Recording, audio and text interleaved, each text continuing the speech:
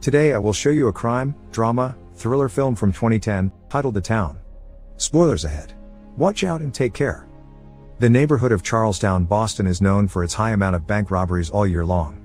4 long-life friends are particularly good at it: Doug, Jem, Glownsy, and Des.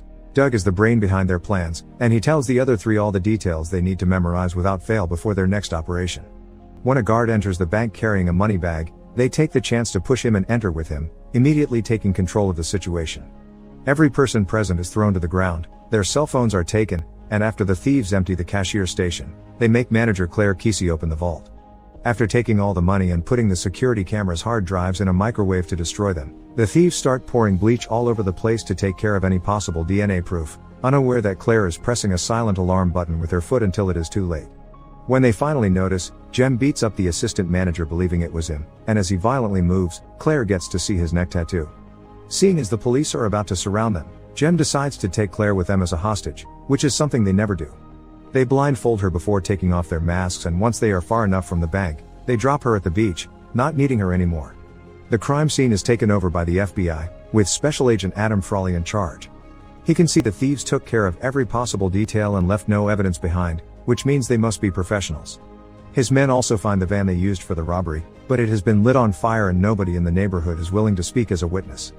The next day, Frawley interrogates Claire, who tells him the little she knows and omits the tattoo detail because the thieves have threatened to kill her if she gives the FBI any information. Meanwhile, the 4 thieves get together to discuss Jem's awful idea of taking a hostage, but when he arrives, he brings worse news. He has Claire's ID and has noticed she lives near them, so she will see him in the neighborhood often. He thinks he should follow her around and make sure she is scared enough not to talk, but Doug takes over and says he will do it because Jem has already been to jail once and he can't afford a second strike, but in truth, he will do it because he doesn't trust how violent Jem has been lately. Afterward, Doug and Jem go around the neighborhood to do all necessary payments to their gun dealer, their car dealer, and Fergie, an Irish mobster whose front is a flower shop. Then they spend the evening drinking, gambling, and taking drugs with call girls.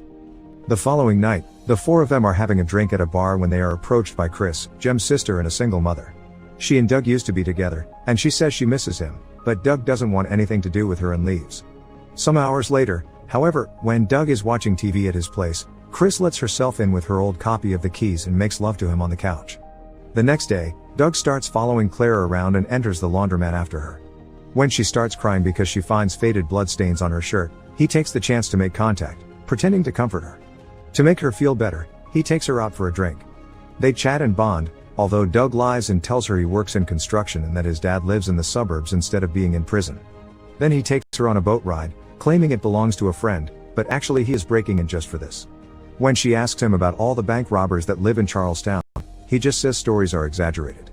The following day, when Doug meets with Jem, he tells him he has Claire under control and that she doesn't need to be killed. After interrogating and beating up a criminal contact of his, Frawley gets a clue: these thieves didn't do trucks like others, they knew how to work the box. This kind of knowledge can only be acquired while working somewhere like Vericom, so they start looking into work records and employee profiles. Frawley also meets Claire for lunch to ask her some more questions and tries to flirt with her, but she mentions she is already sort of seeing someone. Claire and Doug start going out together, a fact Doug keeps hidden from his gang. The closer they become, the more they share about each other. Claire admits she is working with the FBI, and Doug pretends to be simply curious to ask her if they have any possible suspects. She also mentions the tattoo she saw, which she doesn't know if bringing up to Frawley because if it may get her killed. Doug advises her to keep it a secret for now as a card she can play later, especially if it means avoiding witness protection. In return, Doug shares that his mom left him when he was 6 and he tried to find her, but his dad never did anything about it. During one of their dates, Claire talks about having to take the long way to work because some gang members throw bottles at her vehicle if she takes the normal road. So after dropping her at her home, Doug picks up Jem and together they go intimidate the assaulters. Doug only beats them up and plants some drugs, telling them to leave before the week ends, but Jem gets too much into it and shoots the guy's leg before taking off his mask and showing him his face. Doug isn't happy with how violent Jem has been lately. Meanwhile, Frawley finds Des's file as a Vericom employee, whose sick days match the dates of various bank robberies. This allows them to follow him into a family barbecue and discover the identities of the whole gang, although they still are missing hard evidence to catch them. For now, Frawley orders his agents to keep surveillance on all of them. While having lunch together on a sunny day, Claire tells Doug that this weather reminds her of the day her brother died. When she leaves the table for a moment to go to the restroom, Jem suddenly shows up and sits with Doug, who is now worried he will find out his secret, so he tries to make him leave to no avail.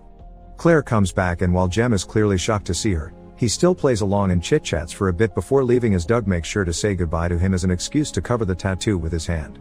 Later, Jem confronts Doug about her, thinking it is a terrible idea to sleep with the person that could send them to jail. He hasn't told the others, but he wants Doug to do something about it and concentrate on their next operation instead. Doug doesn't think they are ready for their next robbery because he doesn't like the guys they will be working with, so they should find someone else. Jem insists, however, so Doug gives in under one condition: this will be his last job. Afterward, he goes to see his father in prison to tell him he may be going away for a while and ask him why he never looked for his mother. His father replies that there is no point in trying to make a mother out of someone who clearly doesn't want to be one. When Friday comes, it is time for their next operation. They get some hair from a hair salon to plant as fake evidence, wash themselves thoroughly, and clean all their equipment with bleach so it doesn't have fingerprints on it. Then they take the car to follow an armored truck and rob it as soon as it parks. Things go smoothly at first, but one of the guards tries to fight back and aims his gun at them. The police are also coming after them, so as not to waste any more time, they kill the guard and go back to the car, driving away as fast as possible not to get caught. They cause many crashes in the way, and when the cops finally corner them, they shoot them too before driving back and escaping through the way they come. This time Glonsey tries some risky driving moves that allow him to make the police cars crash against each other, and they finally get to lose them when they find their fourth team member waiting for them in another car, so they change vehicles and light the previous car on fire, blocking the way for the cops. Frawley, who is following the case from his office, orders the police to close the bridge, but it is too late. The thieves cross it before the cops get there.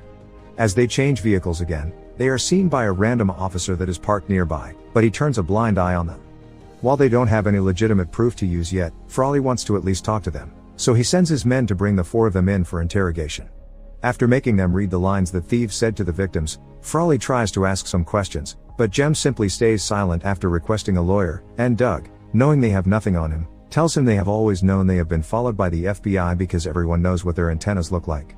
Frawley's next move is to try to get some clues from Claire again, but when he calls the bank, he finds out she has quit. Getting suspicious of her now, he makes his men tap her phone and learns she has been in contact with Doug all this time. Doug also learns she quit when he meets with her to give her a diamond necklace, so he takes the chance to ask her to go away with him, which she accepts. After their date is over, Claire is visited by Frawley, who notices the necklace before showing her Doug's profile and telling her the truth. Meanwhile, Doug meets with Jem, who has a new job from Fergie, but Doug turns it down and tells him to find someone else because he is done. This enrages Jem, who accuses him of abandoning Chris and her baby, but Doug reminds him nobody knows who the father is, and while he's thankful Jem's family took him in as a kid, it was never going to be the three of them happily playing house. Jem points out that he once killed a guy to protect Doug and went to prison for 9 years for it, but Doug isn't touched. He still turns down the job.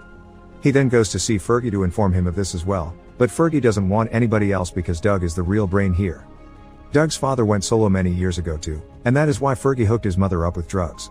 She never left, she died of overdoses, and Doug has been lied to all this time. If he doesn't accept the job, Fergie threatens to do to Claire the same thing he did to his mom. Doug rushes to Claire's place to check she is fine, but she kicks him out and doesn't let him apologize or explain. From then on, he tries to keep an eye on her apartment and sees one of Fergie's thugs hang a funeral wreath on her door. Doug destroys it as he finally accepts he will have no choice but to accept this job. After visiting Chris to tell her he will be gone after this job, Doug tries to approach Claire again and promises he will never hurt her, because he has robbed many banks but he has never killed anyone, then asks her to wait for him before leaving. The gang gets together to hear Fergie's plan. He has inside information to rob Fenway Park, and they will do it the morning after the big game, when their safes will be full. While they go over the details, Frawley approaches Chris at a bar, thinking she may be the weak link in the family. After fake flirting with her, he shows her his badge and implies he knows she is a mule for Fergie. When she asks for a lawyer, he makes his move and sows the seed of discord by pointing out that even if she was together with Doug for many years, he never bought her a diamond necklace. Chris gives him a fake lead, so the day of the operation, Frawley and his men follow the wrong truck while Chris visits Doug to ask him to take her with him because she also wants a new life, but Doug kicks her out after telling her he is leaving with someone else. Frawley finds her later in the hospital after she crashed her car while under the influence, and he promises he will find protection for her and her kid in exchange for information. Feeling as she is always getting used, she gives in and tells her about Fenway Park. While Des uses his electrician knowledge to disable the alarms and security cameras, Doug and Jem dress up as cops and are allowed inside the stadium by a contact of Fergie's. They come across some employees and guards, but their police act doesn't work out and soon they are taking out their guns and making the men lower themselves to the floor so they can tie them up. Next, They go up to the cash room and tell the employees to open the door and not to make a distress call because they have men outside their homes and they will shoot their wives if they try anything. Obviously they are allowed to come in, and after filling their bags with as much money as possible, they leave through the parking lot, where Glownsy and Des are waiting for them with an ambulance. The FBI is already surrounding the perimeter, but as soon as Jem sees them trying to sneak in, he opens fire on them. A shootout between thieves and agents begins and Glownsy gets shot in the middle of it, but at least they got him on the vest. While the other three continue to shoot, Des sneaks back and opens the door so they can push the truck with the agents out of there. After he closes the door again, Doug tells Des that unlike the others, he doesn't have a police record, so he can walk out and get only 7 years and none of them would blame him for it. Des, however, feels rather insulted by this and stays after throwing the F-word at Doug.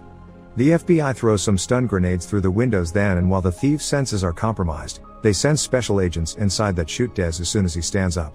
Glownsy decides to go for a very risky plan. He will drive out and keep the FBI's attention on him while Doug and Jem change back into their cop costumes and simply walk away through the main door because the FBI won't be looking for police officers.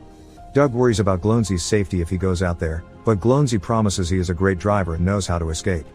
The ambulance goes out and manages to drive down the block without issues, but when the FBI can't stop it by just shooting at its wheels, a sniper kills Glownsy by getting him on the head. While the FBI checks out the ambulance, thinking all the thieves will be there, Doug and Jem successfully change into their cop uniforms and easily escape by mingling with other officers. The trick doesn't last long, however, the FBI receives information from the employees that had been tied up inside, saying they had been ambushed by cops, so Frawley immediately starts looking around for officers behaving suspiciously. He quickly notices Jem walking away fast with a big bag over his shoulder and follows him into a parking lot. As soon as Frawley calls him by his name, Jem opens fire on him, and soon he finds himself surrounded by the FBI and cops while Doug watches from across the street. Frawley manages to wound Jem on the leg, so he hides behind a mailbox, only to realize he is out of bullets. Refusing to go back to jail, he commits suicide by walking out with his guns in hand, causing the agents to shoot him on the spot. Doug doesn't let his sacrifice be in vain and escapes by stealing a police car while everyone is busy checking on Jem's body.